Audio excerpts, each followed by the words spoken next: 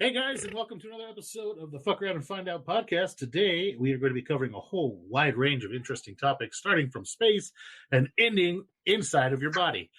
We're going to talk about mycology and its effects on today, the future, and just the world around us. So it's going to be a little bit more structured than we're used to because we're going to actually start in one area and end in another, in theory. Right. Yeah. In theory. All right, so let's start. I'm going to start talking about space because it's really, really cool. So there's something called shotcrete, all right? And NASA started working on this crap a long, long time ago. Originally, I believe it was the Russians who came up with it. They were trying to make boats out of it during like World War I, where they were taking ice and like long strips of shredded trees, basically wood chips, and freezing it together to try to make boats that they could sail with because it was just they were just getting their like everything they put in the water was basically just being sunk. And it worked really well. Like they could take a beating, however, they had to just kind of stay around the cold areas because they would melt. So what NASA did was they came in and went, that worked out really well. Those are two really, really cheap things. We can take a lot of wood chips to space or cellulose fibers to space, and we can harvest water from space. So what can we do as far as making it tougher? And so they figured out if they could hydrate these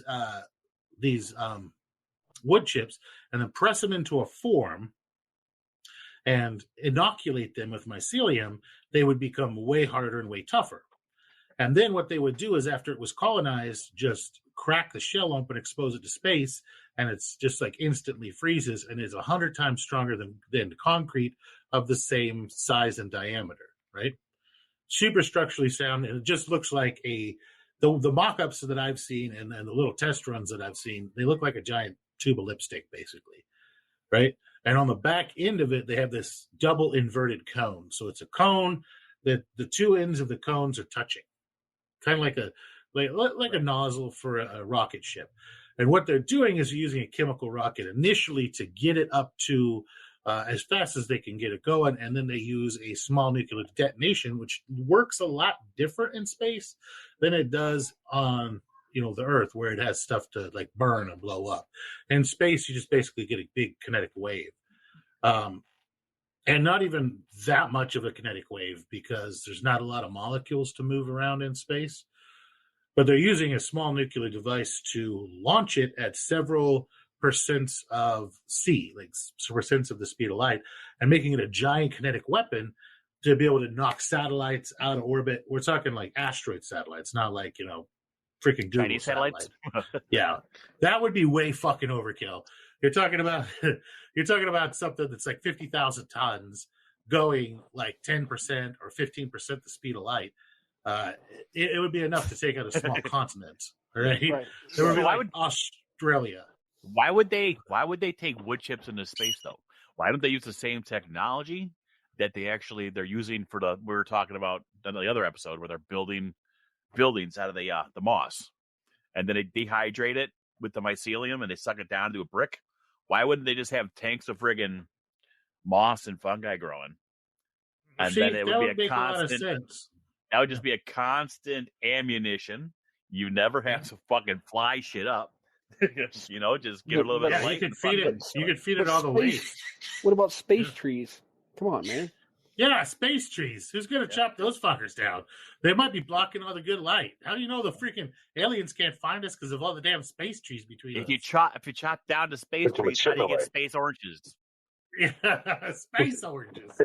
So anyway, you can use any type of cellulose, any type of really probably organic matter to make these things. But they're like, this is stuff that like crack a freaking ship open, crack an asteroid into pieces. Take out a small moon, like this is pretty cool shit. And that was the closest that humans have come so far to making some sort of like alien ship killing torpedo. But Yeah, makes sense since the fibers and the mushroom holding it all together would have a lot of and it's strength. It would hold together better than the rock of the it's asteroid a would. kinetic weapon. It has no heat signature. It is the same temperature as the background of space. It's not giving off any sort of radiation.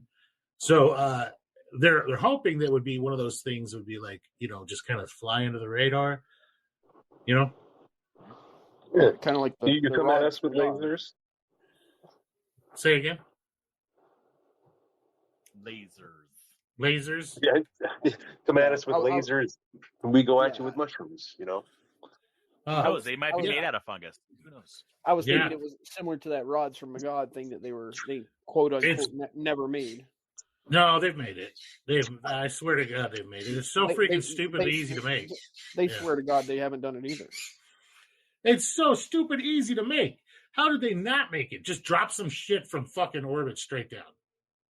Like, yep. A toddler does that shit like on G.I. Joe Joe all the time. They had that shit on G.I. Joe with the satellites where they dropped down those. Dude, I used to drop marbles and steelies on anthills. I'm fucking qualified to do it. Right? Like, yeah. So, like, totally, that's gotta exist. This, not so much. But this is something that with our current technology, we could actually fucking pull off. So let's come back from space. That's pretty much all I have to talk about in space. Wait. I just want to remind NASA that we are not sponsored and that my idea is perfect for, Yeah, that's right. Nudge. NASA, you're not sponsoring us. You should sponsor us because we got a lot of really great ideas on how to do this shit in space. Actually, send me there. I'll do it. I don't want any knock from any government officials, but NASA can't even fly their own astronauts in space right now. So I bet them. I wanted to go work for Elon Musk. How about hey, Elon, we'll take a sponsorship. You're the only ones being successful in space right now. Let's do this. We'll come up with something for space. Okay, I'm there. Dude, if you're going to use a mushroom for space, I think reishi or whatever the fuck you guys call it would be a great one because it's just a really, really aggressive mushroom. Yeah, it's hard as fuck. But if you're using it for weapon shit, well, the reishi doesn't really do it like that though, because they want to do it so they get hard. It does, but it colonizes hard, and it's all one shape already. So you would actually have to grow that one huge thing instead of having the moss that you can just keep pumping out there, and they actually form it into the shape while it's still wet, don't they? Well, they were the ones that I saw. They were basically making a substrate block in the shape, like inside of like a clamshell shape, and they were colonizing it and then cracking it open in space to let it freeze. So they had it like in the shape already, and they're just like in the block, and then they substrate block, and then when they were ready, they just cracked it open and. So they made reverse coffins. Yeah, pretty much. Yeah, the reverse mycelium coffins. Gotcha. Yep, it worked out. I mean, theoretically, it worked out great. Right. Like, it seems like it would work out great. Like, I mean, obviously, you're going to make something extremely hard. Now, it's one of those things that you got one shot at, right? Like, you're not going to be able to steer it once it's going, and you can't really put any electronics on it at the moment because you don't want to be detected by anything. But if it's like a dumb projectile, right? Like the space equivalent of a trebuchet, you're gonna launch it at something and hope it hits it. But there's so cheap to make. You can make a slingshot tens of thousands of them. Yes, they've also shot a compound bow in space, and because of the amount of force going forward, the amount of force going backwards, if you don't have your feet planted, launches you at the same speed that it launches the arrow. Splits the power between the two of you? Yeah, it does. Yeah, one of the best projectile theories they have for space guns would be a magnetic rail gun, where you accelerate something using magnetics. Yeah, you have a lot of solar power in space. Yeah, it would work really well too. Or those the spears the sling spears that they use for spear fishing. Atlatl or spear gun. Yeah, spear gun. Yeah, the sling spear though, the one that works that ties around your hand and you pull the spring, the rubber band back with, then hold on to it with your hand and let it go and it just. So it's like a wrist slingshot.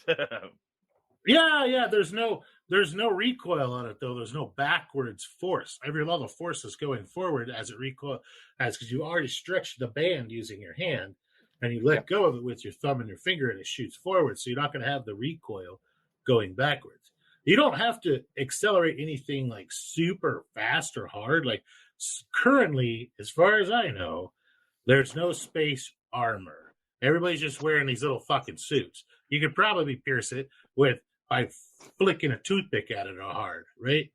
Right. So, yeah, like, well, I mean, just a 3-pronged fucking Hawaii sling spear will do a good damn number on some, space commies. Well, I'm pretty sure that's not. I'm pretty sure their spacesuits have to have some kind of liner because any kind of tear when they're outside would just, instantly kill. Yeah, they literally carry. If you look at the spacesuits, they literally have duct tape wrapped around their fucking wrists and arms, just so that they have a roll of it right there to rip off a piece and cover a micrometeorite hole. The reason that they're not armored is because even a tiny micrometeorite is going 10,000 fucking miles an hour. It's going faster than a bullet. So if it hits you, your least of your worries is a tiny hole in your suit. It's flipped you inside out and drug you out of the fucking suit. Yeah. Nice. So that was just in the news this morning. The Russians had to go send another ship up to get their astronauts because a meteorite hit their other ship and put it out of commission. Yeah, Elon Musk had a meteorite. We're talking like a grain of sand, man. We'll just punch a hole right through the skin of those things. But yeah, pretty cool shit. All right. So let's see, what can mycology do for the Earth and Deadpool? Go! All right. Sure. Well, I don't know. There's all kinds of shit. I mean, we obviously know how it breaks down, the wood and everything else, but it is used a lot for like oil spills, and you can train it basically to eat just about anything because, anything like strontium, for instance, that's radioactive. They can absorb all the heavy metals, and they actually use radiation as an energy source, so they can absorb all that stuff. I was reading about that, right? Yeah. And a lot of stuff, unless it's heavy metals, they will use all the chemicals and they'll degrade everything so that the plants can use the materials that they leave behind, and you can eat the mushroom still, unless it's heavy metals, because then it can transfer into the fruit bodies. But I mean, you can train them to eat plastics, oil, because it's all, I remember reading something about them using mushrooms on like mining tailing pits and then harvesting the mycelial mats because they were such high, like boron or something like that, and beryllium, something, and then they were able to refine more metal out of the mycelium mats. Oh shit. So you're basically saying instead of having that little trap they have with the fine mesh, they took that but they used mycelium to go ahead and absorb it into like little metal sclerosis. Well, I know that they were doing it with buckwheat. They were using buckwheat because it has such like this ridiculous like roots. Like buckwheat has one of the largest root structures of any grass. Like they'll go 21 feet in any direction, each little seed. Straight down, sideways, back and forth, everywhere. Huge, just from one little freaking seed. So when you plant a field of them, you've touched every freaking thing from 21 feet down to 21 feet in every direction from every stem of buckwheat. It's used a lot to break soils, to do like green fertilizer, or to do what's called remineralization of the soil. So when the soil's been just beat to heck, you can plant your buckwheat. It'll bring nutrients from down further deep than you can plow back to the surface. And then you can just plow under the buckwheat and everything. And all those roots that stay down there have made little holes for the water to seep through. So you don't end up with like a hard pan on your soil that causes like flooding and shit. So, but they've been able to harvest the buckwheat and then get like silver from it, by just burning it off and then just taking the ash, blowing the ash away. And oh, look at that. There's fucking silver in the bottom of that. They do the same thing with, well, not the same thing, but they use sunflowers. To like when there's a contaminated area, they use the sunflowers. But what they do is the sunflowers will absorb all the fucking like the I forget what it is, all kinds of fucking bacteria, or not bacteria, but all kinds of poison and shit that are in the ground. And what they do is then they lay waste to the field, they burn it all in place, and then all that ash has all the then mycelium is added in, and the mycelium will eat all the ash and fruit bodies, and then then it makes the ash usable for all the plants. So Right. Oh, nice. Yeah, they got That's a a new smart fucking way to do it. That's totally recycling in one spot. right, Not very moving green, anything I'd to a say. different spot. Oh, yeah. Yeah, they have a new industry out in like the California area. They call it mycoremediation. It's they're using that for all the wildfire areas. They're using mycelium to consume all the byproducts left over from all the wildfires. And How are they spreading it? Are they just using like those? Is it like that green hose on the back of the trucks? Yeah. That's how I want to imagine.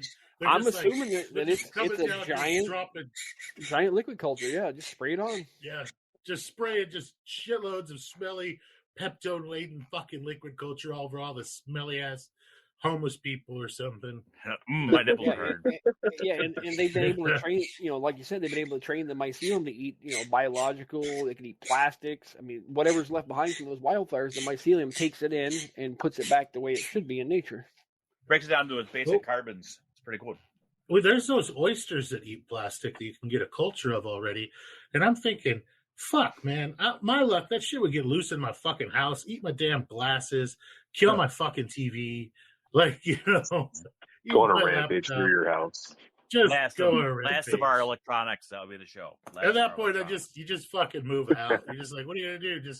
We just leave the house fucking naked, just wash off with bleach in the front yard, get in the car, and drive away. That reminds me of my old gourmet fruiting room. I used to have a chair in there, a wooden chair that I set stuff on.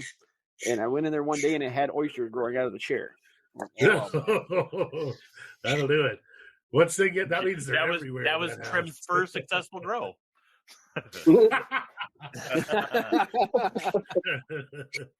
It was juicy yeah. Give me some of that. Yeah, no, it's really they definitely want to live. I'll tell you that much. It's really cool. Right. So we've got bioremediation, and bioremediation, man. I've seen them. They do where there was an experiment. Man, this was a long freaking time ago. This had to have been in the 90s where they were using mushrooms to eat like cigarette butts. I watched something on that earlier today. That. Yeah, they were using like mushrooms to eat like used cigarette butts and just contaminated cotton and all sorts of different crazy stuff. That's pretty cool. I don't think I'd want to eat like that mushroom. It doesn't. They actually, the one that I saw, I read one thing and I watched like 2 videos. What they do is they just start the mushrooms off with regular filters that haven't been used. They don't have all the toxins in there, right? And then once they realize that there's cellulose in the filters, then they start to eat it. Then it's the same thing as when we're getting when we're on plates, we're picking shit, or we're looking at the flushes and we see a phenotype we like that we chase after. Once you put a couple like strands of shit in the petri dish and they start going after that and they eat the cellulose, then you take that and you put that in all the fucked up, smoked butts, and they will actually eat the fuck out of that shit as long as it's well hydrated, just like cork. Yeah, I was reading something about them saying that they could teach a mushroom to eat fucking anything in 5 generations. Like, I've been trying that. It's not true because my cat is still here. We've discussed stop trying to fucking teach mushrooms to eat meat. You said people, not meat. I don't give a fuck what it is. Just meat in general, because Jesus, there's some terrifying shit I'll go over here later towards the end of the episode. Just absolutely fucking scary shit that's going on in the world with mycology right now. But so mushrooms used to rule the fucking world. Like way back in the day, they were huge mushrooms. We're talking like, like 13, 14 story tall mushrooms. And the other day, my daughter was watching that show Sonic the Hedgehog, and they had Jim Carrey like exiled onto a planet of mushrooms. Oh, right. I was like, yeah, love that. I rewound knowing that there was an entire fucking planet full of mushrooms, right? Like it was part of Earth history. I rewound and watched that scene a bunch of times, and I think they did a really good job of showing like giant fucking tree mushrooms and tiny little mushrooms and everything in between. But you gotta wonder, I bet you that like mushroom Earth was extremely toxic. Like it had to have been not a place you want to be, right? Mushrooms, they're probably pumping out CO2 like crazy. they're probably, they're always Mushrooms going to back be. then were like 8 meters tall. I think I read. Yeah, Like 8, like huge. Oh, dude, there was some. I watched that they finally found some fossils of them, but they didn't know what they were looking at Right. until somebody was like, "That's a fossil. That's not part of like a lake bed. That's a fossil of a stipe." And they're like, "Holy shit! It's the size of a redwood tree base." Yep. And they were like, "Oh man, these things got to have been like 13 or 14, stories tall, and weighed thousands and thousands of pounds." Could you imagine like a spore rain off of one of those? It's like you're just like walking along. Yeah, you're just walking along, and all of a sudden it drops like a cement bag's worth of fucking spores on your head. I wonder what the water loss would be when we dehydrate one of those. Oh my god! And then they start. I'm just thinking, mushrooms are constantly at war with each other and their environment. Mushrooms are like the best things in the entire world at creating toxins. Like they're so fucking good at it. It's scary. Like if you trace back most toxins, like bacteria, yeah, they create a couple, but they only create maybe 7 or 8 different types. But mushrooms will make everything. And then they get bored and they make new shit up. They just go, hey, you know what? Fuck it. Let's just, you could feed mushroom stuff that would be normally toxic to them and slowly introduce it. And then boom, they'll pop out a new molecule. And like, whenever you see those little drops on your plates, like around a bacteria, those are metabolites, or that's what they're forming to go ahead and fight it off. You can take that shit, just drip it on other plates, kill bacteria. Well, you don't know. It might be just specific to that bacteria that they're fighting. They're that right. Cool. They're that fucking awesome that they could go like, okay, we don't like you. Fuck you in particular. You guys are okay, but fuck him. And make something that just cook it up in a little biofactory that specifically kills, Joe Blow, the freaking bacteria that's right next to him, and leaves the rest of them alone. I think I read about that one. That's one where they make the block, but they put an indentation on the top, and then they put like a little piece of E. coli stuff in that thing with water, and then it just fills up with all the enzymes that it's creating to attack it. Yep, and then that's how they're using that to attempt to find new antibiotics. Because new antibiotics. Because the last antibiotic that was found was 1974, dude. 1974 was the last discovery of antibiotic that we could regularly use that doesn't kill the shit out of us. All these new names of antibiotics that you get today, they're just mixtures of old antibiotics. They're just like, all right, well, let's take some cephalosporin and mix it with some amoxicillin and call it some amoxiclav, or we'll call it something else. It's clavamycin. But anyway, we'll call it something else. All they're doing is just now playing bartender with all of the antibiotics that we've already got and trying to come up with new cocktails that attack it from different ways. But we haven't discovered any new antibiotics since 1974. We've discovered some that have ones. All the best ones are fungus. We've discovered some that potentially have some use, but they have the side effects of like, oh, hey, this one kills total drug resistant tuberculosis, but it shuts your kidneys down. So in order to have you on this drug, we have to put you on dialysis 24/7. So we've gone full circle back to the whole all right, it's 1922. We're gonna just chop that fucking leg off. So they're estimating that the antibiotics that we currently have available for us today are only good for the next 10 to 15 years. And a lot of that you can thank is India. Everybody say, thank you, India. Thank you, India. You can thank India for the vast majority of that. Because they've just been handing out antibiotics over there willy frickin' nilly. You can self-prescribe them out of frickin' vending machines. And so everybody's been taking a whole bunch of crazy shit, living in complete total squalor. A lot of times they're free or cheap, and they're just taking them until they feel a little bit better, then just discarding the antibiotics in the gutter, where they then dissolve and get weakened and liquidated to the point where all the other gutter bacteria can go, hey, this isn't that bad. This is how you make a new protein coat that can attach to. Hey, guys, check this out. We can now eat them again. And, and this is how it's happening. And a lot of it could probably be solved with just better hygiene. Get eating antibiotics out of the hands of random people and like putting in sewers. Oh yeah, like modern days. I mean, it's easier to get painkillers than it is to get antibiotics in Western medicine anyway. It's highly regulated. Yeah, you can't. It's hard to get. You get out of here, dog. I swear to God, if you fart one more time. Blaming it on the dog, as we can't be having these animals making noise in our podcast, you guys. Come on now. No, it's Mopeds. You guys have seen Mopeds. My little rat terrier, she is silent but deadly. Like really, really bad. She can clear a room. It was bad. She came in here, looks at me like all happy, wags her tail, gets a concentrated look on her face, and then walks off real slow. I was like, "You little bitch." Hashtag drop dust. Exactly. You want to talk about bioweapons? Here you go. She's old as hell too, and but she gets to a point where she'll start smelling like what the fuck? It smells like not popcorn. She gets to where she smells kind of funky, and it's bacteria, it's funguses that she gets in her skin, and it's from just being old, like just the sweat in her skin and stuff. So if you gotta shave, you gotta bathe her. You sure you don't have to wash her anal glands? Nah, it's her feet. She licks them all the time. Are you sure? Have you checked?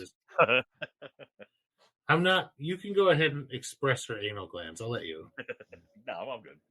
Your dog. I don't even think she. That's I've one never of the even things seen that might that she has any anal others to do. I don't think she has like butt freaking gland things. I've never seen them. I mean, she doesn't have a tail. I went to school for that kind of shit when I was younger, and when dogs start to fucking really smell, and it like they're just like always reeking, it's because they have these glands on the side of their ass that and you have to squeeze them, get that shit out of there. Oh, she gets mad enough that she releases that I'm angry odor at the neighbor dogs all the time. Oh, nice. So like, she's expressing them just fine. She goes out and yells and fights with the possums and stuff. What I'm talking about is this weird, cheesy, cheap, like Cheese Whiz type smell that she gets sometimes when she gets a little fungusy. You understand that it's really, mouth a little bit. It's really moist and here and very, very humid. So she'll go outside, roll in the wet grass, come inside half dry, lay in the sun. But she's chubby. She puts out a lot of body heat. She's growing something on there occasionally. She ferment a little bit? She ferment a little bit. She's an old ass dog. She's probably got the diabetes. So she's diabetes. She's in a mycorrhizal relationship, okay? Yeah. She's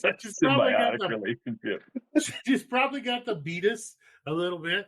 And so she's got probably a little sweeter sweat. And so it just grows some shit sometimes. She's like 18, 19 years old and hold on. Yeah, she's like 17 years old in human years. So yeah, she old. She old in dog years. Yeah.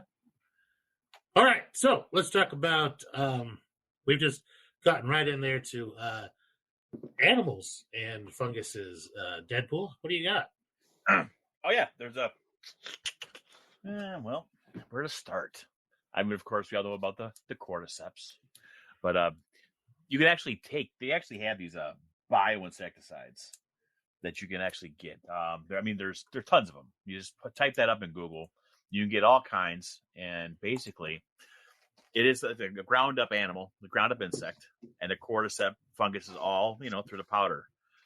Whatever you have in your house, most of them, they like one specific animal, and so in that area, that's all they eat. But it doesn't mean you can't transfer it to another animal. So, say you have ants, you have plants with ants. All right, so you take, say, and you find a wasp that's been infected. It's go ahead, you grind up that wasp, you sprinkle it on some, whatever insect is bothering you at the time. This sounds a whole lot like gain of function research there, mister. This absolutely was research. I've been trying to do it forever. Humanity is still here. But it's so. But you can go ahead, you can take that shit and put on a different insect. It might not work every time, but when it does work, it only one will work. Say you have 10 in the dish, one goes. You take that one, You grind that up because now it's closer, just like every other phenotype. You're looking for the one that likes to eat what you don't like, and as you keep going, pretty soon, then it's it's eating what you don't like, and the world is a better place. Well, they've already make Hybrids. very specific. They make very specific bioinsecticides already that have like bacterial thuringiensis in it, the BT toxin that they use for caterpillars and shit on corn. Yep. But you also need to make sure if you do awesome. it does. But if you do it the wrong way and you do it at home and you're trying doing that, you don't know if it's going to cross contaminate. You know what I'm saying? Not cross contaminate, but collateral damage. Yeah, you're trying to get rid of this ant.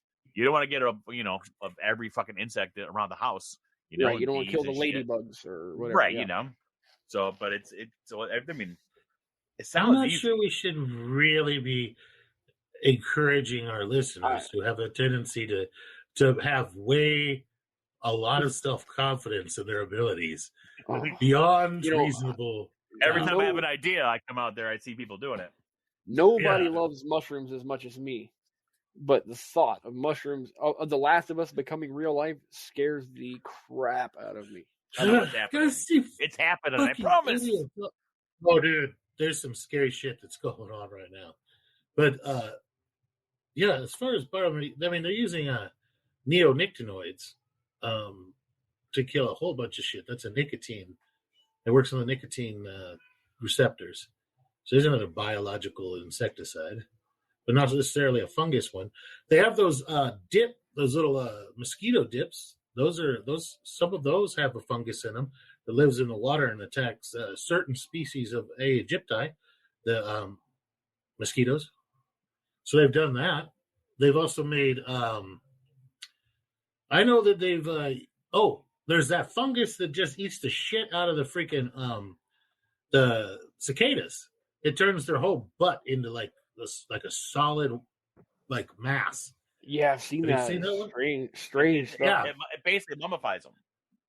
Yeah, well, they make that now that you can put it little granules around your trees and water it in to get rid of the grubs. So it'll take out your grubs for not only the little cicada grubs that are chewing on your tree roots, but those Japanese beetles and everything else as well. That's pretty cool.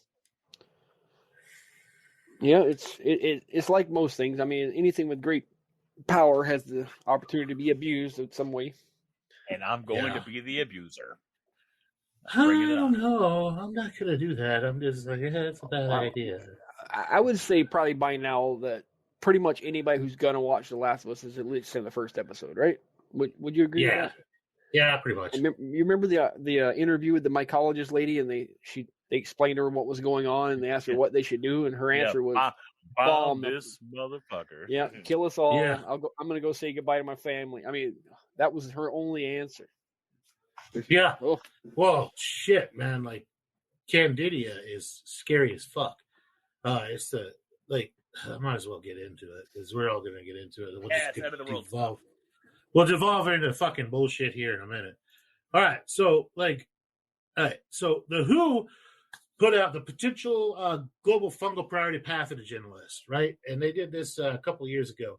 And they were just giving out a list of the top 5 that actually are either killing the shit out of people right now or have a high degree of pathogenesis, right? These are funguses that they like human meat and they're adapted to it. So Candida albicans, I think that's how you say it. It is an opportunistic pathogenic yeast. In its form, it's a fungi, but it forms a yeast in order to get through it. It's the same one that causes thrush in kids and vaginal yeast infections, right? Yeah. So it's the same one. A yeast is just a simple fungus. I mean, it's still in the fungal family, though. So this particular one is the same one that causes yeast infections, which means it's an STD. It's really common in the human gut. They found that there is a link between the Candida albicans and the Crohn's disease. They find that they've done a real big study here that's demonstrated that members of the family who have multiple cases of Crohn's disease, all of them, the members of the family, for several generations were colonized by Candida albicans. right? So it's changing their genetics to make their gut more habitable to Candida. That's pretty crazy, right? So But the eating bug thing is going to be real. yeah. So it's interesting is it can also survive outside the human body. It's detected in the gastrointestinal tract and mouth of 40 to 60% of all healthy adults. When it gets into your bloodstream, it has a 40% mortality rate. There's average about 11,200 deaths or so a year in the United States from this particular fungi. The genome is only 29 megabytes, so it's really tiny, really, really tiny. It's commonly used as a model organism for fungal pathogens. It's since it grows both. Did you say megabytes? Yeah. That's what it's called, megabytes, like computers. Yeah, well, they measure the data of the genome. Yeah. Yeah, how that's a way of quantifying how large it is how much storage it takes. I love learning new things. There you go.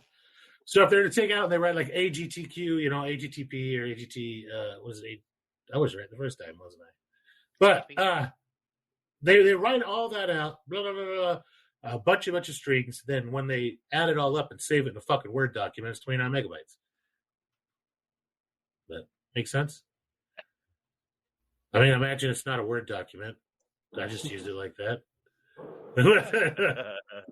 Anyway, so the cool thing about it is it can make a yeast, a little free swimming little buddy guy, or it can make filamentous cells. So like it can spread out like you would see your hyphae and everything go, right?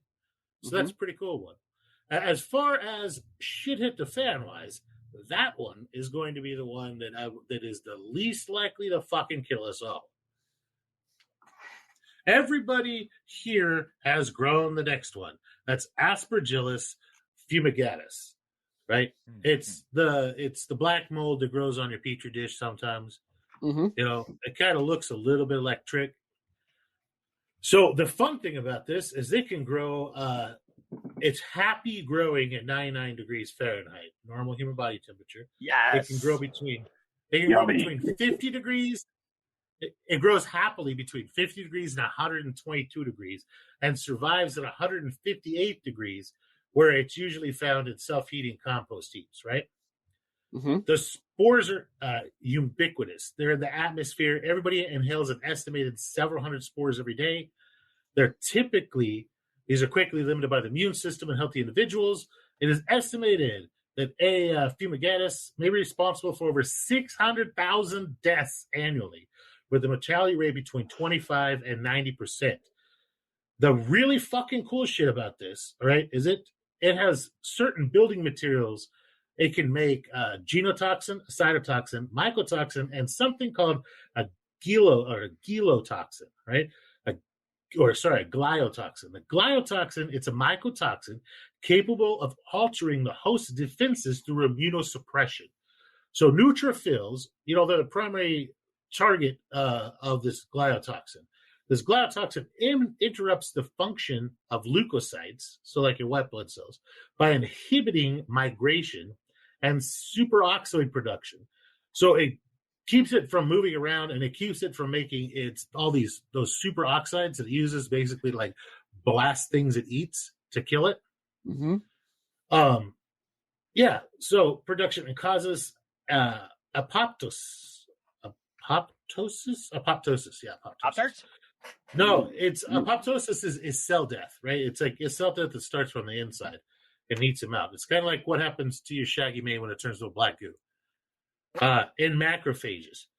So another cool thing is that gliotoxin disrupts the pro-inflammatory responses to the inhibition of NFXB. So it keeps you from getting inflamed when you're infected with it, and it takes over your neutrophils, your leukocytes, and it keeps them from being able to do their job. It just neutralizes them. It turns off their chemical weapons. It's pretty fucking cool. I do like 6 of those words. 6 of them. I've been well, sweet. This stuff's really fucking cool. So if you look at people who have an Aspergillus, you look at a chest x-ray, it looks like ground glass opacities. Opacities are things that the x-ray can't easily pass through.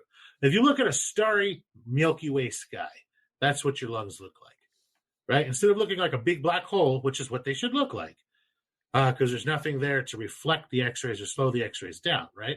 They should just look like a big black hole. They look like a Milky Way. It's because what it's doing is it's going in there and it's stimulating your body to create millions and millions of little blood clots and block off blood flow to little pockets of alveoli. So the little parts of your lungs where the actual gas exchange happens. Purpose is so that it can make fruiting fucking bodies in your lungs without being bothered by the immune system because it doesn't have any blood flow. So it's going to kill off your fucking lung tissue on purpose so it can eat your lung tissue undisturbed. Pretty fucking cool, right? Don't want to be rude. Yeah. Right? You don't want to get in there. And it inhibits your, oh my Lord, that's crazy. Yeah. And this is the black mold you see, like this is the same family of aspergillus that you see like growing in your bathrooms, like the black mold that grows in your bathroom. Or like have a leaking roof or whatever. Yep. Fucking family. Same shit. Like, hold on, I'll be right back. I gotta grab a plate. Yeah. But like, all right, so you're talking 600,000 deaths a year. That's a bit. Why the fuck is anybody talking about it? It's not sexy. That's all. It's just not sexy. And there's not much they can do about it, honestly. No, there's not. There's not much there's amphotericin B is pretty much the only thing that they can use against it. And even then, once it forms the aspergillus will form little peptide shells that are made out of polysaccharides, so like sugars, and then the antifungals can't even attach to it. So it doesn't fucking matter. You're just fucked. Okay, so Candida auris. This is number 3. So this is the Candida that I've talked about in the past, where they've had people get infected with it. And it just came out of the fucking blue, right? It didn't exist anywhere on the planet prior to 2009, right? It was not a pathogenic fungus. It probably didn't even exist before then. It was a mutated Candida. So it's really fucking cool. It's a species of fungus that can grow as a yeast. Candida was first described in 2009 when it was isolated from the ear canal of a 70-year-old Japanese woman at the Tokyo Metropolitan Geriatric Hospital in Japan. And how they found it was this lady had been having this earache for a long time. And when you looked inside of her ear, there was this white, gross, waxy mat that was in her ear. Oh, shit. Yeah. And so they were like, ew. And so they swabbed it and they sent it off like, what the fuck is this? It was like this white, gross, waxy, filamentous mat. And they were like, shit, that's terrible. They sent it off to a lab. It makes biofilms. The shit makes biofilms. Biofilms, you don't fuck with biofilms. Anyway, biofilms are resistant to pretty much everything. Heat, bacteria, light, radiation, fucking everything. Biofilms don't play. Anyway, so this stuff is really awesome, right? So and then it just kind of disappeared. Nobody really saw much about it. So they were like, maybe it was a one-off thing.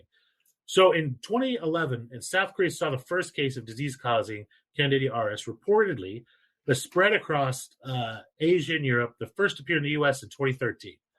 Okay, according to the CDC, 30 to 60% of the people with Candida auris bloodstream infections have died.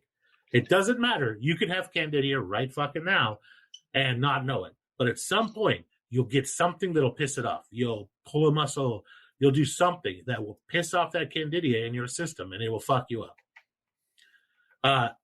They don't know. It's like sometimes it can be like a drop in the immune system. It can be stress. It could be you just got really cold one day. You just got really hot. Agar in your fucking coffee. Yeah, you can do anything. You can do anything really basically to piss off the Candida that might be in your bloodstream. It goes apeshit. Now, Candida is insane, right? Worldwide fatalities from this infection are estimated to be over 700,000 per year. So 3/4 of a freaking million people die from Candida auris a year that we freaking know of. Though that means that we only know if they test it and it comes out positive for that. Okay, so this could be one of those they died of when they just put like heart attack, stuff like that. When they're not or sure. just it'll probably be like unknown infectious disease, or COVID. Is usually what it is. Yeah, or smellulitis, or who knows, right? So that's real nasty shit. What I think is really fascinating about it is that So the University of Harvard School of Medicine, right? So they had their they were going out there to test this facility to see if they could find Candida in this facility after this facility had supposedly cleaned this room that somebody died in from Candida auris. Okay, so this dude passed away from Candida. They decided to go. The hospital came in, cleaned the room, said, "All right, it's good to go. It's clean. We hit it with UV light. We've tested it." Right? They went in and they put little petri dishes of agar all over this room, in the ceiling, in the walls, like just everywhere. Right? Mm-hmm. Out inside they opened the fucking soap dispenser, and in the space above where the little bag of fucking soap goes, put a damn dish in there. Right? They opened the paper towel dispenser, and behind where the towel refill go, they put a dish in there. Every fucking dish in that room that they put 288 fucking dishes. Within 24 hours, all 288 dishes showed positive growth for Candida auris. It invaded every square inch of that hospital room, and then they started spreading out from there and found that it was in 3/4 of the rooms on the wing. They ended up closing the fucking hospital down. And to this day, they fumigated it, but they still have it pop positive occasionally. By fumigate, I mean they're literally gassing the shit out of this hospital, right? Like the entire thing, top to freaking bottom, and with extremely toxic chemicals. And to this day, they've installed UV light in the ductwork. They've done everything that they can, and it's just so freaking persistent. They had to get rid of the drop-down ceiling tiles that they used to have, the acoustic tiles, because they're porous. The fucking shit would get in there and live. Yep. Yeah. But it was everywhere. They were testing like the wheels on the mop bucket of the janitor because he's going room to room and spreading this shit. That has this is 30-60% mortality rate. And it's not just like when you get sick with it. That's if you have it. Right? That's just not if you get sick with it. That's if you have it, you have a 30-60% chance of dying from it at some point in the future. Those are good odds. That's going to fuck your world up, right? That's Candida auris. I deal with that. I've transported multiple patients with that, and we dress up like we do for Ebola. Like we do full hazmat suits for that shit. Okay, here's a fun one. Next one. This is Cryptococcus neoformans. Yeah. It's an encapsulated yeast belonging to the class of Treomyelomycetes. It is an obligate anaerobe, so which means it likes lots of air, right? Oxygen. It can live in both plants and animals. First described in 1895. This bitch loves sugary spinal fluid. So it's what causes all of your mycomeningitis, right? Good times, right? Fucking fun. Colonies of this neoformans are related to fungi growing in the rooms of melted down reactors at Chernobyl, and they've found that it can feed off the radiation. It's radiotropic, which is pretty cool, right? Yeah. Yes. So it can literally just eat radiation. So this fucker might be one of the last things alive after everybody goes freaking nuclear war on each other. But it's one of the only things. It's one of the only things that can It's one of the only organisms that are perfectly happy at cooling water plants, like for nuclear cooling water. It's pretty damn cool, right? Yeah. So you guys are so talkative, Dan. I'm listening. I'm riveted tonight. So what it does is when it infects a person, it causes the macrophages to stop producing their oxidative and their nitrosative agents. So it creates a hostile environment. So they can't kill the macrophages. Can't kill it, right? It neutralizes the chemical weapons the macrophages usually use. But if a macrophage eats it, because it's neutralized the chemical weapons it would normally use to dissolve something, which would be like all the oxidative agents would destroy the DNA of something that's eaten by a macrophage. It can then infect the macrophage and run around, take control of the fucking macrophage and run around and bump into other cells and break off filamentous pieces of itself, right? And grow in those cells. Pretty fucking cool, right? It's just like, hey, let me borrow that motile cell real quick. We're just going to go around. I'm going to grow a whole bunch of like slime on the outside, just go around and bump into everybody. And I'm just going to infect all you bitches. Yeah. It's like the guy with herpes at a furry concert. It's good times. Everybody's gonna get touched. Everybody's getting touched just like church school. Okay. He touched me. He touched me. I need my doll to show you. So nobody's quite fucking sure how this thing passes the blood-brain barrier, but it's one of the only known pathogens that can pass through the blood-brain barrier just by its damn self, without having to ride on the back of anything else or sneak its way in or get in through a hole in the ear canal or something like that, right? Now, one study suggested that it's creating serine proteinase, right? So it's creating a chemical that basically transmits electrochemical signals through the blood-brain barrier. And then it's going, yeah, no, totally. I'm just a really big signal and just pushing its way through. So it's pretty neat. Let's see. So metalloproteinase MPR1 has been demonstrated to be critical in blood-brain barrier penetration.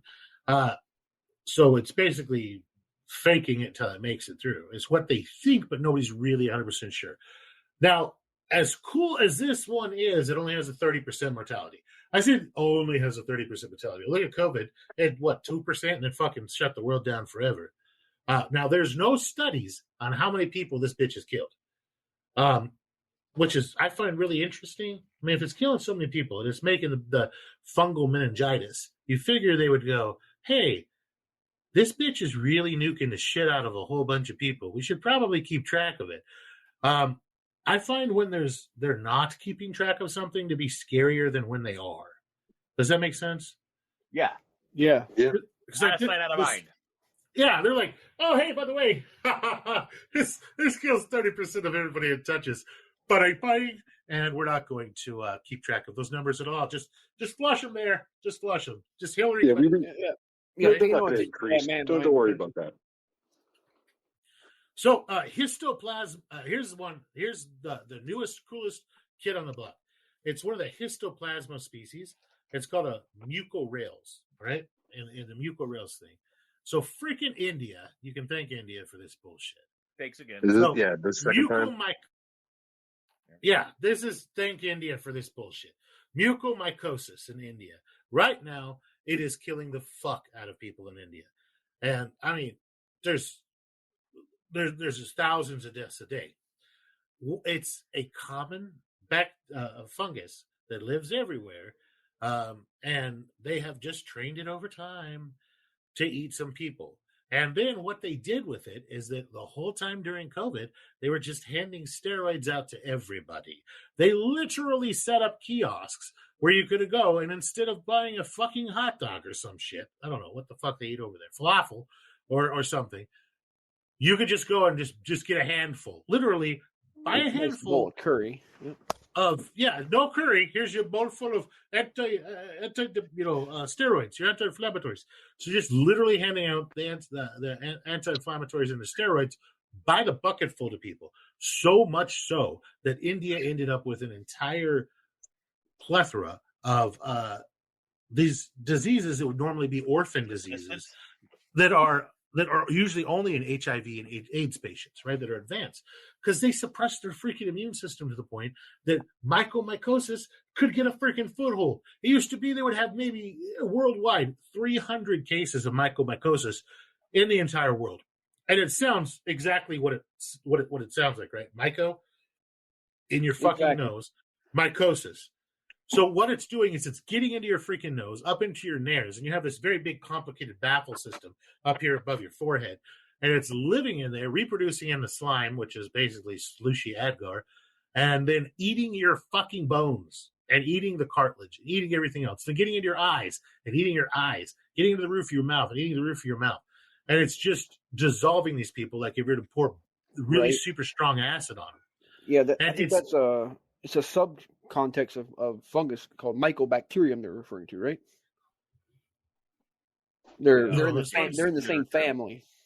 What? Well, yeah, there's I was like, there's one. It's the histoplasma. Is the one that's causing the mucorales. So there is the mycobacteria. Maybe they work together. This is the only one that I found on the CDC one. Well, and I watched it. The number 10 cause of death worldwide in 2022 was a mycobacterium. Fucking terrifying. That would be tuberculosis. Yeah, well, you could thank India for the total back again. Yeah, It never left. That. No, you can thank India again for that bullshit. Taking a regularly something we could really kill off pretty easy with streptomycin, right? And then turning it into multi-drug resistant and then total drug resistant tuberculosis. Which means welcome to 1880 again, bitches. You can't do shit with it. It's just TB. They're literally rounding people up and putting them on like reservations in Colorado. Yeah, more people died last year from tuberculosis in the world than from homicides. That's including wars and stuff. Yeah. Those are fucking rookie numbers. We gotta bump that shit up. Yeah. I think it was like 15,000 people in 2022 alone. Who are we gonna challenge to a war next? We gotta bump that shit up. Let me finish. We can't let the mushrooms win. We need to murder more people than them. All right, India, this fucking shit. I watched a documentary on this crap, and the people's faces are fucking dissolving.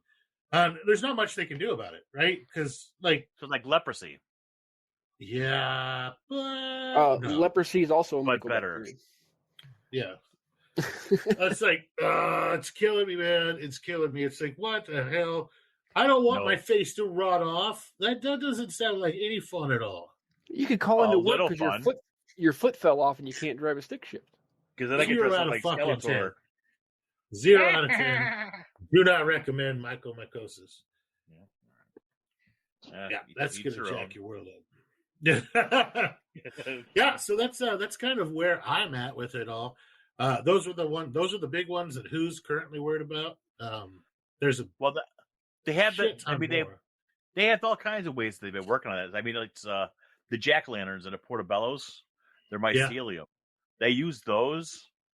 Those are two really big ones, like against streptococcus and shit like that. They put them in plates, and it's basically kind of what you were talking about earlier today with the cake. And they put the E. coli in there, and it makes all the stuff. But they actually make fungicides out of fungus to go ahead and fight the shit. So basically, it's the same thing. Again, using the fungus to fight other fungus. Send them to war. If you were aliens, what's the easiest way to fight humans? Is use other humans. Another alien. We already know how to kill each other, right? Just like if I was an alien, I came to Earth, I would just present myself as a religious being and let everybody kill each other off over religion. Or just hack into a nuclear warhead and fire it off. The rest of them will take care of themselves. Yeah, there's that too. That doesn't sound as fun, though. I think it'd be more fun. Yeah, be a god. Yeah. Yeah, I'm Glaxor. I'm Glaxor, son of Glaxon. Bow down to me. I am your new god. Screw all others, and then just let the Middle East blow itself to shit with everybody, and everybody else attack. It would be very hard at all. So any sufficiently advanced technology is magic anyway. So it doesn't matter. Well, I went on a hell of a rant there. That's what we're here for. I didn't even get the goat bleed of doom or anything. Nope. Shit. I was We can't be having these podcasts and all this serious stuff. Come on now. Man, I was thinking the same thing. Like, way too serious. Yeah. Dude, some of that shit was just some of the shit that's going on in the world right now with myco diseases is freaking terrifying. Like, it's bad. Like, okay, like look at weaponization of funguses, right? Let's say like we wanted to go ahead and just kill off bad guys somewhere, right? You could weaponize like rust. Like the disease rust for plants, like it kind of affects all of your grains. Yeah, your grains. Like there is an entire department in like a bioweapon department of agriculture. Did you know the Department of fucking Ag has its own bioweapons division? Of course it does. Yeah, where they look at stuff like that. Well, how do we make it more pathogenic, and how do we stop it from being pathogenic, and how do we, But they like. Department of Agriculture. So you think you're sending little Johnny to school to learn how to raise beef, And the motherfucker goes, wait, we can weaponize this? And then finds anthrax? What? Yeah. And finds the black budget side of freaking Department of Agriculture. But it's really fucking neat, man. Like, if you were to weaponize the potato famine, like that kind of shit, you could really screw up some world. Like, I mean, look at bananas right now. Aren't they getting attacked by a fungus that they're going to go extinct in the next 5 or 6 years? Yes. Chocolate? Yeah. Our current bananas are, because they're all a clone of one plant. Wasn't it it's phyllo something, or that was the banana virus, or it's a virus, was the bacteria? Yeah, this has happened before, though, in the past. That's why banana candy does not taste like modern bananas, because it was modeled after the original banana. Which was the, not the Cavendish, it was the other one, right? Yeah. We currently eat... Another Cliff Clavin moment. Our bananas, where they come from mostly? Trees? Europe. They grow our bananas in Europe. That's where they get what? That's where they culture them at. What? Freaking great. Okay. Oh, culture them. I was like, yeah, I've been to fucking Europe. It is way too goddamn cold. Yeah. But, I mean, the commercially available bananas are cultured there, and then they're sent to all the banana growing regions. They're all clones. Huh. Yeah, I've tried to. I grew a banana out that I bought at a greenhouse, and it was just like a decorative type of. Now it made fruit. Don't get me wrong, it made fruit. All bananas will make fruit, but the fruit were shit. They're like, oh no, it's a banana, but they just weren't that good. And out of every 50 species of bananas, only one is really tasty, they say. Well, we right now is the Cavendish banana, right? But what was the old one called? The one that went extinct prior to this. Let me Google through this. Yeah, look that up for me, because I remember it being. It was bigger. It was quite a bit larger than the Cavendish banana is now, and it was a lot sweeter. It was a lot sweeter. Now there is, if I remember correctly, there is a company who is not fucking sponsoring us called Fruit Box, who does have greenhouses that grow the old timey original banana, and you can order a couple of them to try them, and they taste like the banana candy, or they taste like the artificial banana flavor. But they don't sell cultivars. I wanted one, but they're much larger banana. It's a much larger banana. It's like a foot long banana. It's much larger. These ones are 6 or 7 inches you buy at the store. But yeah, it's a much larger banana. But how you discover new fruit, side quest here, how you discover new fruit like apples and stuff like that is that you have these growers who are growing out tens of thousands of seeds.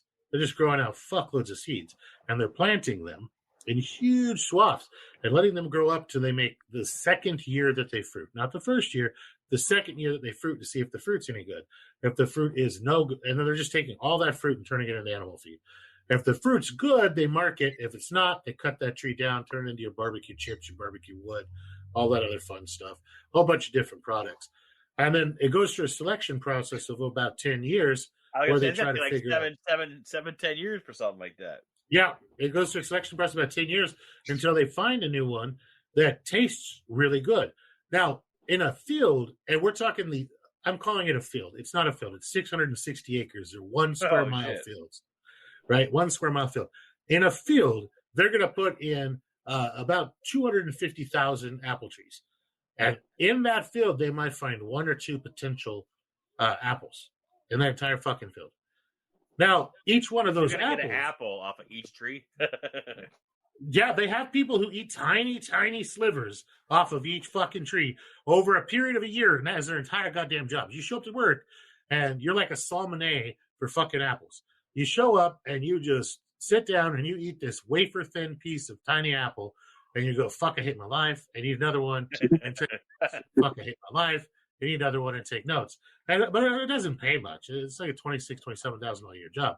But, you just sit there and you take freaking notes.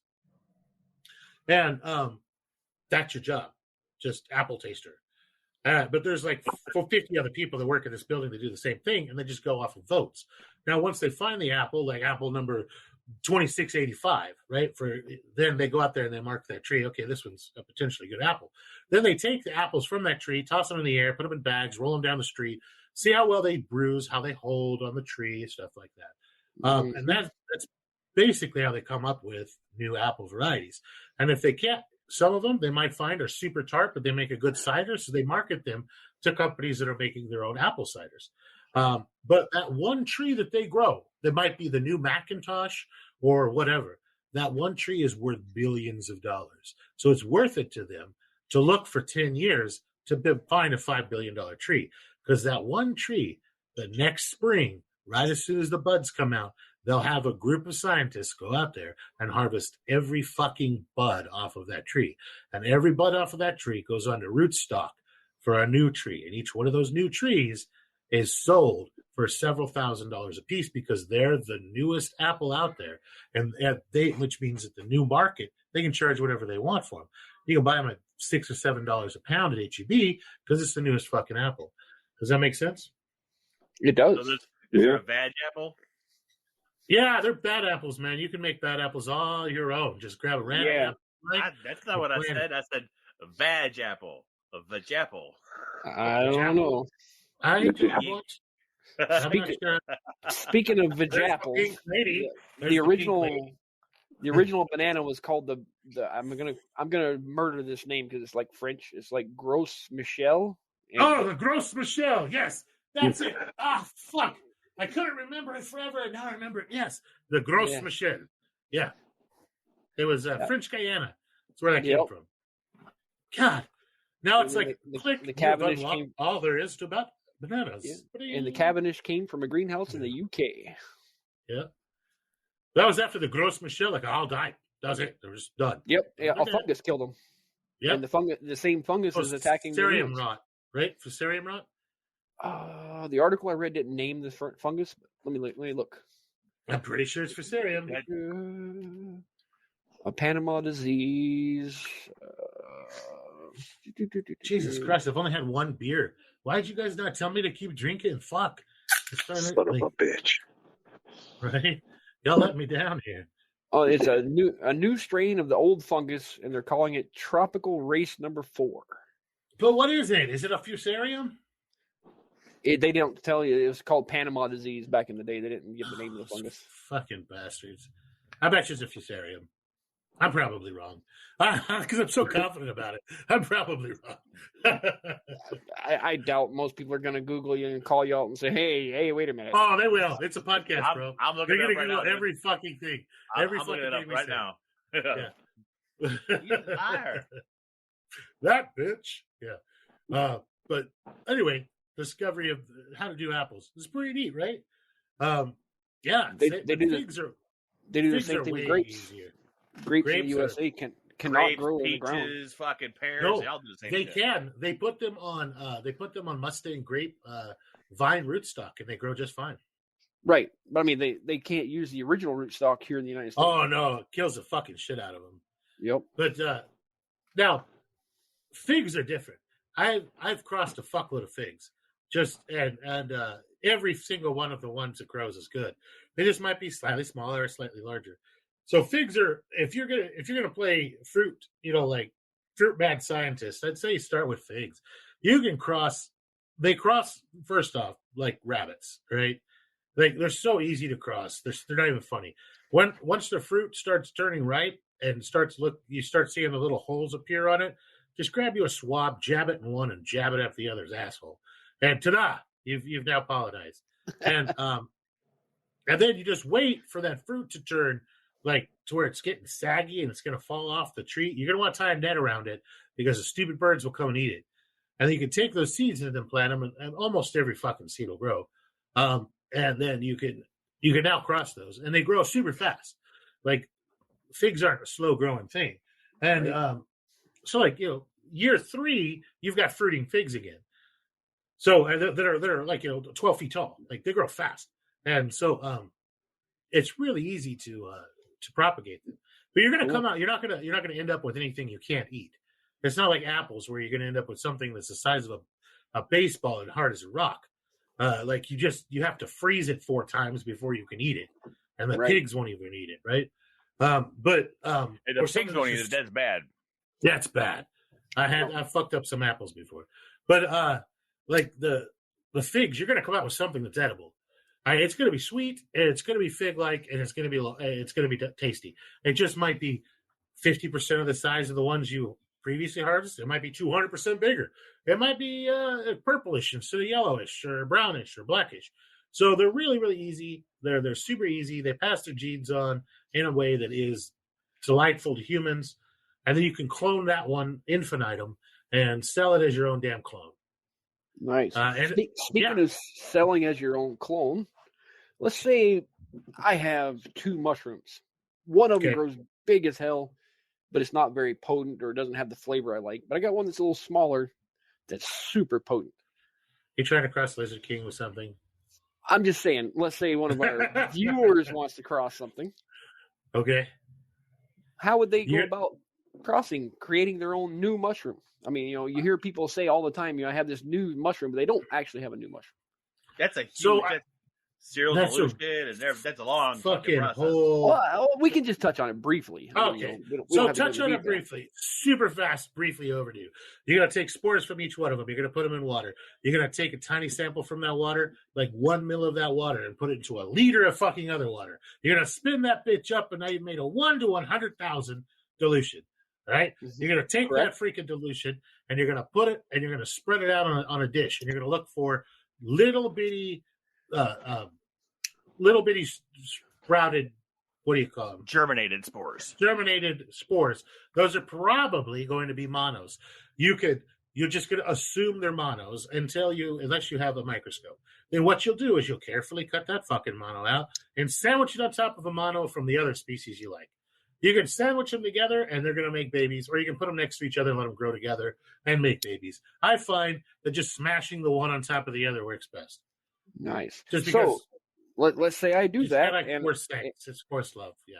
And I grow out a totally new mushroom or several new, shoe boxes full or whatever, and I find one that I love.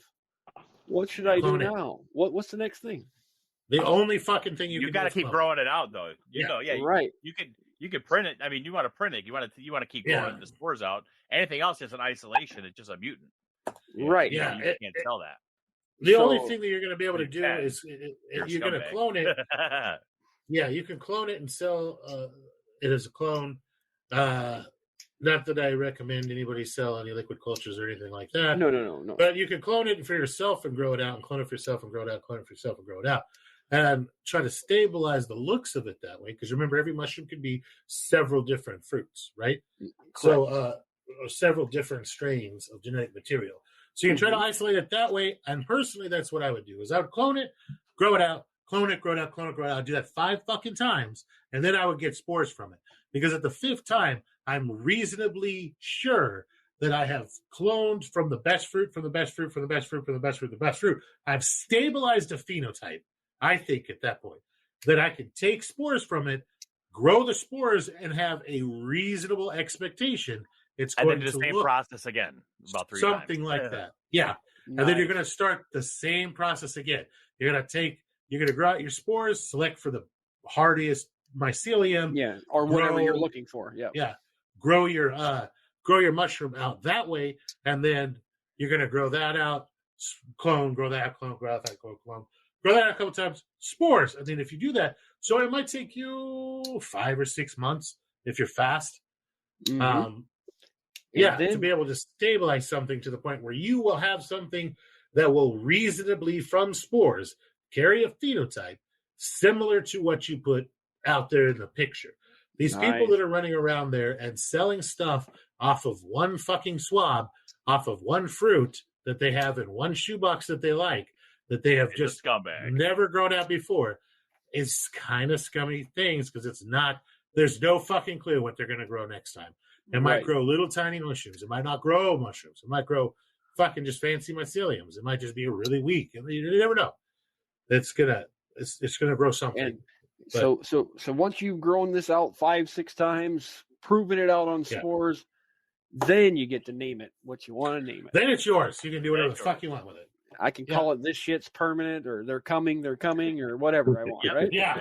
Perfect. Yeah, you can call it whatever the hell you want. That one's yours at that point. But you'll be 25 generations in. Right? You'll be further removed from the original than we are from the Stone Age. Right? Does that make sense? Yes, it does. So you're using the power of numbers to your advantage. Yeah. Perfect. People don't realize that, but you go back 25 generations, you motherfuckers are Stone Age bitches. Yeah, I mean, you think wasn't that long ago. Each generation is a minimum of 60 years. Yeah. For humans, anyway. Yeah, well, I guess some people breed a little faster than that, but we won't get into all that. The fucking movie Idiocracy. It started out as a fucking comedy and became a goddamn documentary. Right. This foreshadowing. People saw that, we're like, challenge accepted. Fucking Jethro there shooting out fucking 78 kids where the smart people waited to have babies, and then it's like he died of testicular cancer or some shit. Right? Yeah. Your family tree reduced to 0. Yeah, me and my mom graduated high school together. What are you talking about? Watering crops with Fanta? No, it's Brondo. It's got what crops grape. It's got electrolytes. Was it President Joe Camacho? Camacho. Yeah. Fucking love that show. Listeners, if you have not seen that show, we quote it. That is your homework. Pretty fucking awesome. Pretty awesome. Oh, it's a great show. Watch Idiocracy. That is one of the most quotable shows in modern times. It's so great. The smartest person on the planet, a fucking prostitute, the dumbest person in the army. As a bonus, you can guess the show that I quoted for my mushroom names. You guys don't even know that one, do you? What'd you call me? I said the names for my mushrooms were they're coming, and this shit's permanent. Mars Attacks? No, it's from one of the Ted movies, man. Oh, is that from Pineapple Express? No, fucking. No, is that what he's going through? Bill and Ted's Excellent Adventures? No, Ted, the movie with the no, stuff. that's what he's going through the board. He's like, you gotta label this shit. He's got it. Yeah, he said I asked my weed guy to step it up a bit. Oh yeah. And then the one shaking was "Help Me Get Home," and he's like hugging a fucking wall on the way home, like, "Oh, I can't get home." That's a great show too. I mean, it's baseless, stupid humor, but I laughed the entire time. Where they're trying to milk Tom Brady and everything. If it has nipples, you can milk it. And the cop's like, somebody's trying to milk Tom Brady again. Why are they trying to milk it? Why is it such a thing? He wanted to have a kid. Him and his wife couldn't have kids, and they were trying to get Tom Brady's. Oh, they're trying to milk him that way. I'm sitting here thinking, God, poor Tom Brady's nipples. It must be shaved. See, Ted's a teddy bear that came to life, so he can't have kids with his wife. So. Yeah. Totally down. Doesn't mean he can't insert a fleshlight in himself or something. Right. Like those bronies that do that all the time. The bronies. Well, he's the guy. He's trying to get his wife pregnant. I get it. Well, he's got to milk him somehow. Oh, for Tom Brady, yeah, they were going to do it. Him and his buddy Mark Wahlberg was going to help him. Oh, Jesus. Marky Mark and the Funky Bunch. Hold him down. I got him. I showed my daughter that Mark Wahlberg started out as a rapper back in the day, and she was just amazed at that. A lot of people don't realize he was Marky Mark originally. I think he's from the same place that Pookie is, right? Like in that little Massachusetts kind of area. Yeah, Boston area. Yeah. Boston area, yeah. Boston. He's got that masshole type accent. Yeah, like bumper cars. Yep. Yeah. Well, man, this has been a really, really, really scientific episode. I've enjoyed it. I think pretty much everybody else enjoyed it. I think we could get another scientific episode out of here. There was a lot of shit that I didn't talk about that I kind of wanted to, but it's stuff that I feel like I need to brush up a little on, right? I think it's better when we don't do too much brushing up because then we just fucking Off we're the top of our heads. spewing shit. Yes. 99% of this shit today was off the top of my head. The only thing I wrote down was like the scientific words, and you can tell I wrote them down because You're like, I mispronounced them. Yeah. That's the only parts that I wrote down because I was like, hey, this is how to say that. And I fucked it all up. So, but there's just a couple other things like, man, there's a bunch of like pathogenic fungi right now that are just really we're racing against like crop failures with, that are just doing really bad things. And then didn't they trace colony collapse disorder in bees to insecticides and funguses? Yeah, there's actually mushroom bodies that you can grow around your hive, and the bees will consume the mycelium, and it actually helps them stop all that. That's fucking sweet, right? Yeah, I've read some of Paul Stamets' work on that. That's awesome. Like, why are we not doing this? They're making huge batches of sugar water. It's basically LC, right? And they're adding this mycelium into this sugar water. And they put it out there in bee feeders, and the bees are just taking it in there, and it's fixing the problem. That's awesome. Yeah, that's great. But it doesn't stop them from getting infected every time they go touch another bee, though. You know what I'm saying? Yeah. Well, they got those mites too, but I think there's various pathogens we can use to get rid of those mites. I know that I know that the one of the ways that we've kept bees is that we apply a little bit of like petroleum jelly to the hole the bees come in.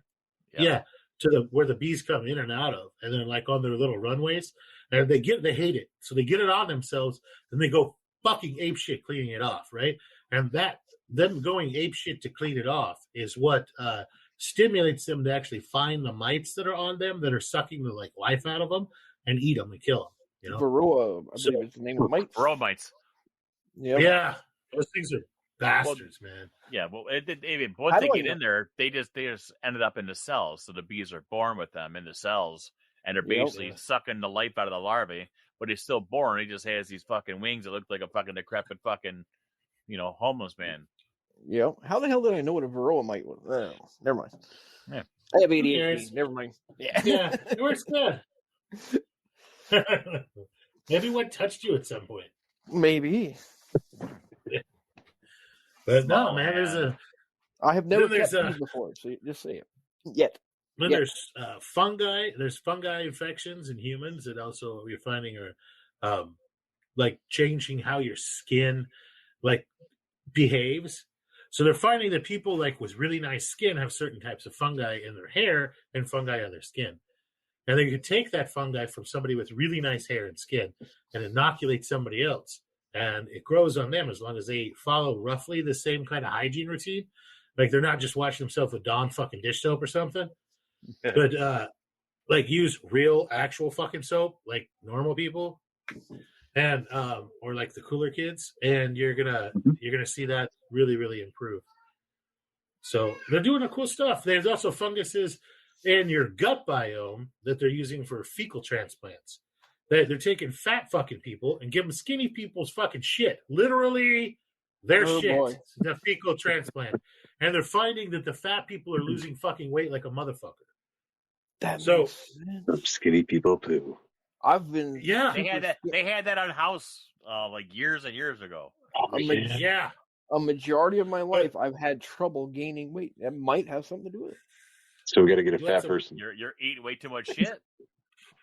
I guess. Trip, if you want me to, I love you, bro. I will go to work and I'll bring back a sack from one of these 600-pound people.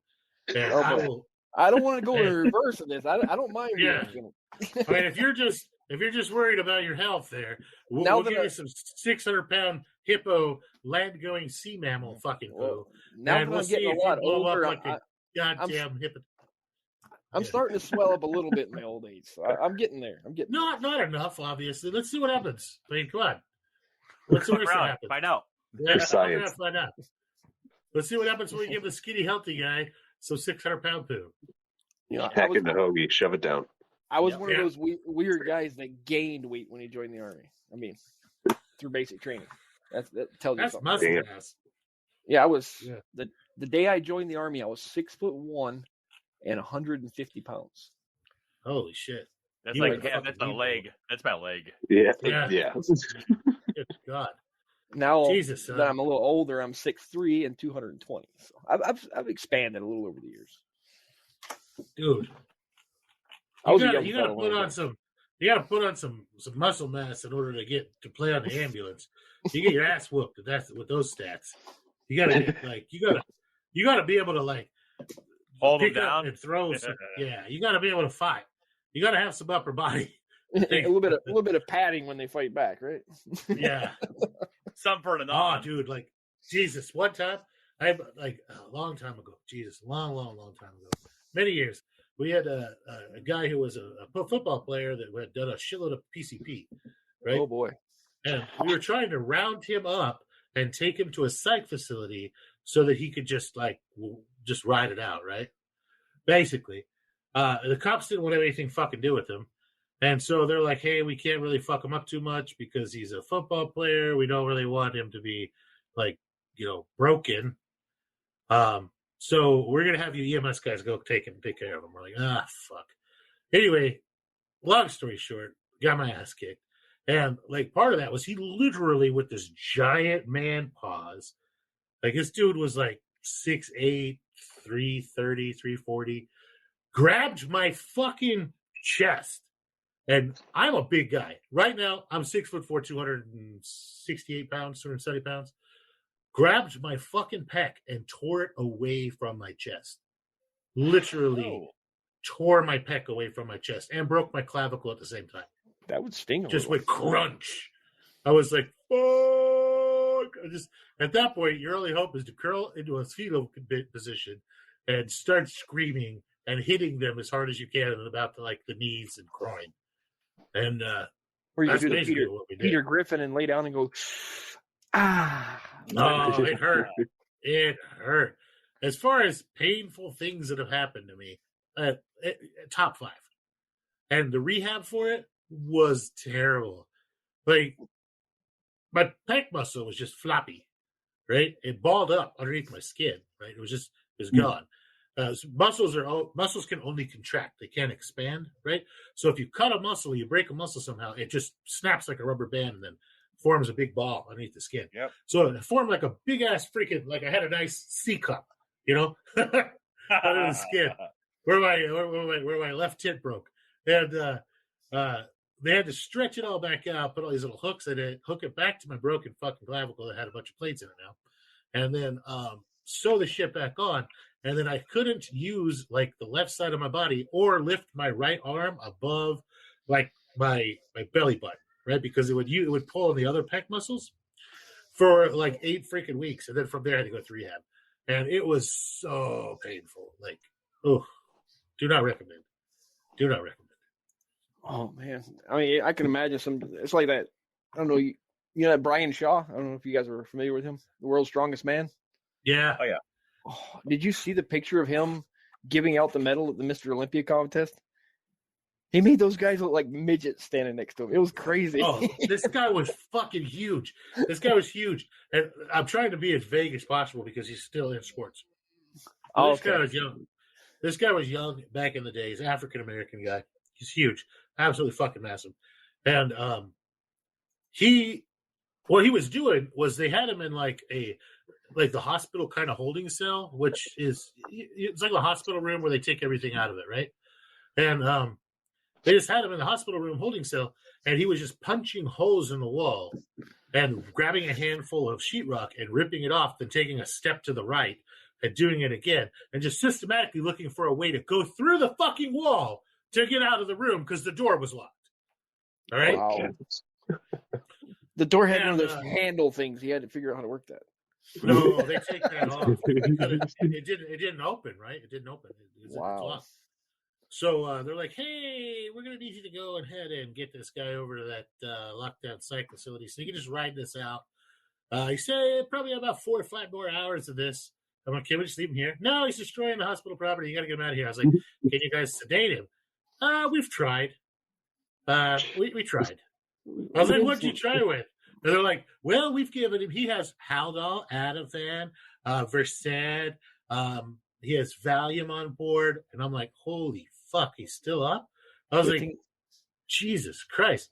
So I have what I call the DART, right? It's Versed, it's Versed, Ativan, and Benadryl, right? With a little bit of Haldol, like a 2 milligram Haldol kicker.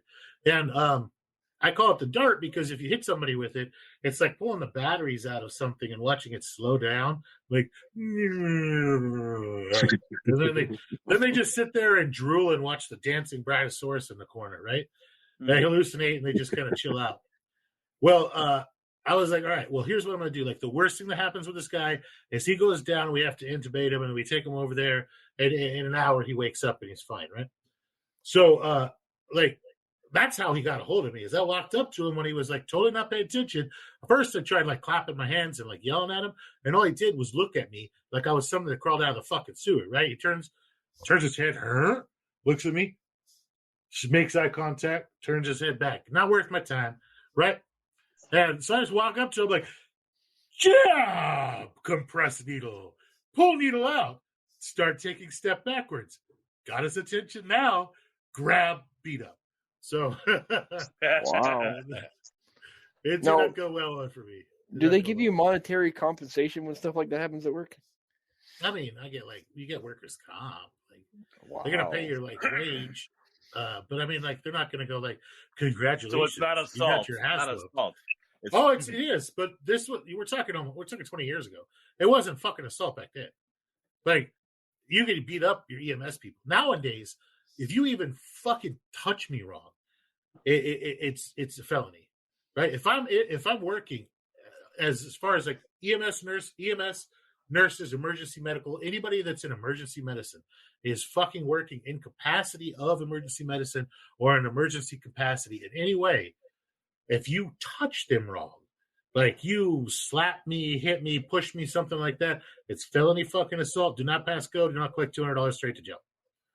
And the state prosecutes. We don't have to. So it's really quite nice. It's really cut down on people thinking they could just like punch the shit out of you and get away with it. Gotcha. Which used to be the way. That used to be the way. It used to be that emergency medicine was a giant fucking brawl every day. Like, you know, you'd go to work. You know, you tie your bootlaces and tuck them in, and you just like go to combat. You make sure there's no knives hanging off you or anything stabby, just because you make sure you have short hair and your tie's a fucking clip on, so that in case somebody grabs you, you know, you can break away. It used to be like MMA every fucking day. Now it's just remind them, you're gonna go to jail if you fuck with me. So you can either just say yes or no. Are you gonna get on? Are you gonna behave or not? Because if you're not gonna behave, not my problem. I'll back up, wait for it, call the cops, and let them deal with you. Because we don't even beat them down anymore. We just let the cops handle it. Yeah, you don't yeet them out of the back of the ambulance or nothing. No, but okay, I don't stop them from yeeting themselves either. So, and the reason that is, and hear me out, is because back in the day, we used to stop people from throwing themselves out of the back of the ambulance. Okay. Mm-hmm. But too many times people would get to the door. You're going down the fucking highway, 70 miles an hour. They'd open the fucking back of the ambulance doors, get ready to jump, realize it's going to hurt, grab you and pull you with them, and then ride you like a fucking meat sled down the highway. Wow. Right? So now we don't fuck with them. I sit back in the captain's chair and I watch them, and I was like, hey, that's gonna hurt. Go ahead. You're gonna be graded on how you fall. Yeah. And by the way, I give it an 8. That's an 8. It's gonna hurt the entire time you're dying. It's gonna hurt. If you add in there it's gonna hurt the entire time you're dying, 99% of people go, oh. Because they like what people think they want to off themselves or jump out of it. They think, oh, I'm just gonna die instantly. No, humans are extremely resilient. You're gonna die slowly. We're really squishy the whole time. Yeah, it'll hurt right up till unconsciousness. Wow. Yeah. And on that note, oh, yeah, good times, guys. Good times. Perfect timing. Good stuff. Well, guys, thank you for listening to another episode of the Fuck Around and Find Out podcast. This one was a little science heavy. It was a little bit more organized than we usually do. We would like to thank all of everybody that came on here today. Yeah. I know, right? There was no goat bleats or nothing on this one. We'll get back to the debauchery next time for sure. Oh, God, yes. So we had Trim on today with us. We had our buddy over there, the little French guy, who never talk. Why didn't you talk at all this time, man? I talked a little bit. I chimed in slightly. Yeah. He said a couple times. I heard him. Yeah, he did that big man. Yes. Yeah. He's a hot man. Yeah. So, and as usual, we like to end things on a positive note. So let's go ahead and start with Deadpool as usual. Yes, I started off low. Give you guys something to build up from. Don't piss on electric fences. Yes. That is wise. Very good. Ancient Chinese proverb. Yeah. Man who has hands in pockets plays with balls all day. Yes. There you go. That's man my wise 2 words for of the 1. day. Man who stand on toilet high on pot. Yeah. All right, Michael, what do you got? I'd say don't take life too seriously. You're never going to make it alive out anyways. Yeah. Never make it out alive anyways. Jesus. Wow. There Too you much go. of the devil's He's lettuce. going for the crow? Is that for the crow? Yeah. It is for the crow. That's my favorite movie almost. All right. Tram, what do you got for us, buddy? I got one from one of the greatest minds of our time, Mr. Ron White. He says, Ron White. Oh, I bet. He says, if life gives you lemons, find somebody whose life is giving them vodka and throw a party. Fuck yeah. There you go. Hell yeah. That's America right there. That's good stuff. All right, guys, from me, I just want to say that I love you all. Be very careful in your day-to-day lives. Think about how mycology can affect you. It affects everything around you. Keep looking up. Everything. God, it affects everything around you. Your entire life is based on mycology. If mushrooms disappeared tomorrow, there'd be no agriculture. There'd be no medicine. No dirt. Half your foods would die off. It would be a bad day. Tell somebody that you love them, even if it's a stranger, just for the look in their eye. Which one? Which eye? Which eye are you talking Just about? make deep, loving eye contact and say, I love you.